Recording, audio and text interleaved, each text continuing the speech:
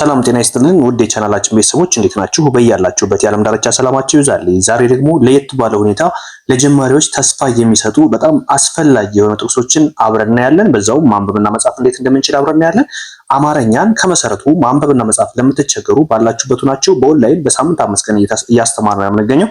እናንተም በውስጥ መስመር መማር የምትፈልጉ ከሆነ ባዮ ላይ ባለው ስልክ በኢሞ፣ በዋትስአፕ፣ በቴሌግራም አናግሩን። ቀለል ባለ ሁኔታ በአጭር ጊዜ እናስተምራችኋለን። ዛሬ ደግሞ ለጀማሪዎች ትልቅ ተስፋ የሚሰጡ አጫጭር አረፍተ ነገሮች እናነባለን። የሺህ ማይል ጉዞ በአንድ እርምጃ ይጀመራል። ምንም ያህል ሩቅ ቢሆን የምንጀምረው በአንድ እርምጃ ነው። ከተቀመጥንበት ተነስተን ወደ ሌላ ቦታ ለመንቀሳቀስ አንድ እርምጃ ሳንል የምንፈልገው ደረጃ ላይ አንደርስም። ስለዚህ የሺህ ማይል ያ ብዙ ነገር ወይም ብዙ ርቀት የሚጀመረው በአንድ እርምጃ ነው። ወደ ራሳችን ስንመጣ ማንኛውም ማንበብና መጻፍ የማይችል ሰው የሚጀምረው ከፊደል ነው።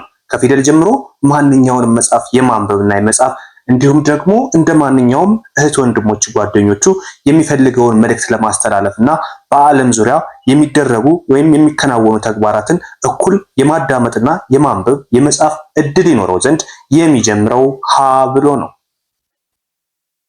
ስለዚህ ወደዚች አረፍተ ነገር ስንወርድ የመጀመሪያውን አረፍተ ነገር ለማንበብ መጀመሪያ ፊደላትን ማንበብ ወይም መቻል አለብን። ከዛ በመቀጠል ፊደላትን አገጣጥመን ስናነብ ደግሞ ረጋ ብለን በቃል ደረጃ ማንበብ አለብን። ትልቁን መጽሐፍ መጽሐፍ ለማንበብ ዛሬ አንዲት ፊደል ማወቅ በቂ ነው።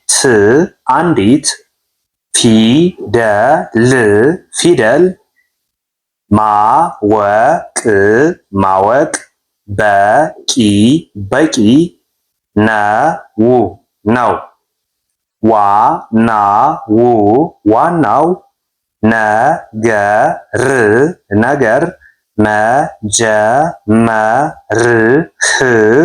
መጀመርህ ነው። ምንድን ነው የሚለው? ጠቅለል ልናደርገውና የሚያስተላልፈውን መልእክት በግልጽ የምነግራችሁ ይሆናል።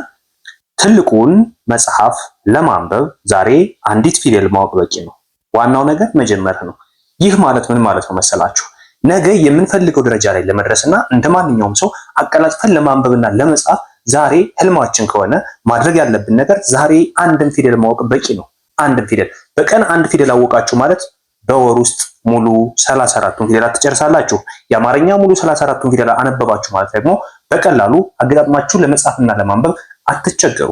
ስለዚህ ትልቁን ተስፋ ወይም ትልቁን ራዕይ ወይም ትልቁን እቅድ ለመድረስ መጀመሪያ ከትንሹ መጀመር መቻል አለብን። ከትንሹ ስንጀምር ከትልቁ እንደርሳለን። ዛሬ ማንበብ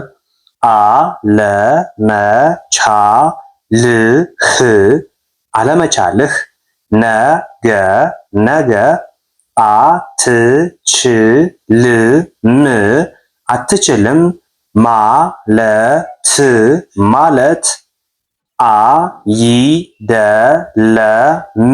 አይደለም።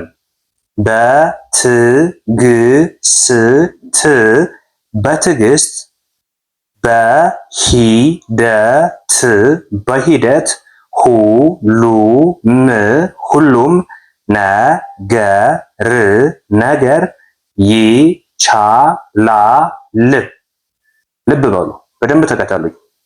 ለቻናላችን አዲስ ከሆናችሁ ሰብስክራይብ እያደረጋችሁ ተከተሉን። እንዲሁም ኮፒ ሊንክ ማለት ሪፖስት እያደረጋችሁ ተከተሉን። ስለዚህ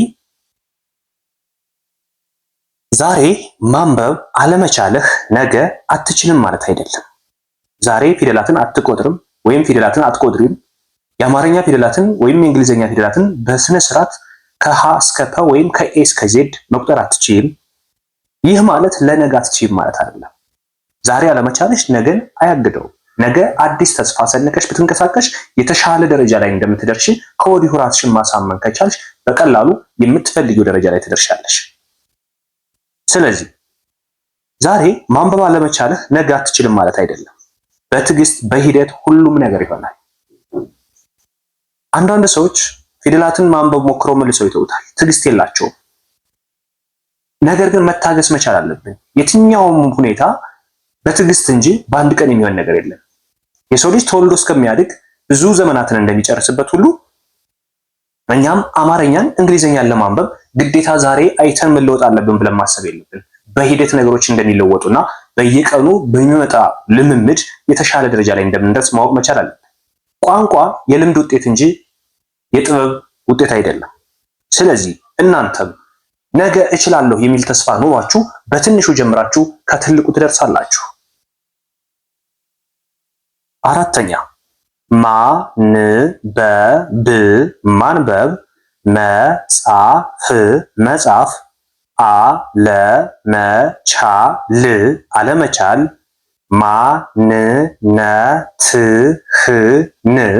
ማንነትህን ባዶ ያደርገዋል። ምንድን ነው የሚለው? ማንበብ መጻፍ አለመቻል ማንነትህን ባዶ ያደርገዋል። ብዙዎቻችን የበታችነት ስሜት የሚሰማን በራሳችን የመተማመን ክህሎት የሌለን ማንበብና መጻፍ ባለመቻላችን ነው። ሰዎች ጋር እኩል የማውራት ክህሎት የለንም። ሰዎችን እኩል የማናገር ክህሎት የለንም። ለምን? ውስጣችን ላይ የተጠራቀመ ፍርሃት ስላለ።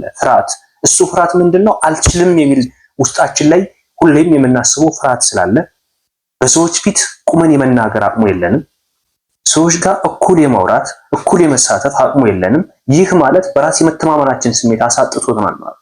ስለዚህ ይህን በራስ የመተማመን ስሜታችንን ለመመለስና እንደ ማንኛውም ሰው በየትኛውም የሶሻል ሚዲያ አሊያም በየትኛውም መድረክ ላይ እኩል የማውራትና ብቃቱ ኃይሉ እንዲኖረን አማርኛን፣ እንግሊዝኛን፣ ሌሎችንም ቋንቋዎች በቀላሉ ራሳችን አሳምነን በየትኛውም የእድሜ ደረጃ ክልል ውስጥ ብንሆን ማንበብና መጻፍ እንደምንችል አምነንበት እንማር፣ እንለወጥ። ስለዚህ ማንበብ መጻፍ አለመቻል ማንነትህን ባዶ ያደርገዋል። ራስህን በእውቀት ቀለም ለመጻፍ ዛሬውኑ ተነስ። ራስህን በእውቀት ቀለም ለመጻፍ ዛሬውኑ ተነስ። ለመማር ለመለወጥ ነገ ዛሬ አትበሉ። ምክንያቱም ጊዜያችሁ እየሄደ የምትፈልጉት ነገር ወደኋላ እየቀረ ስለሆነ በጥቃቅን ምክንያቶች በተልካሻ ጉዳዮች አታማሃዩ። ተማሩ፣ ራሳችሁን ለውጡ። ከዚህ በፊት የነበሩት ዓመታት ባለመማር ብዙ ለቅሶዎችን አሳልፋችኋል። ለወደፊት የሚመጣው ይብሳል። ስለዚህ ማንኛውም ሰው ማንበብ መጻፍ የማይችል ከሆነ ቀጣይ የሚመጣው ደግሞ በጣም ከበድ ያለና ልትቋቋሙት የማይችል ስለሚሆን ዛሬውኑ ማንበብና መጻፍ ለመቻል ራሳችሁን አዘጋጁ። በየትኛውም ሶሻል ሚዲያ እየገባችሁ ተማሩ።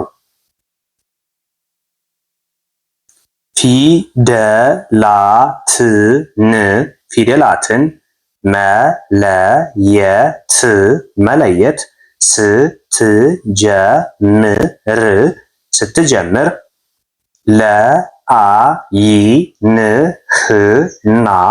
ለዓይንህና ለአእምሮህ አዲስ የብርሃን ዓለም እየከፈትክ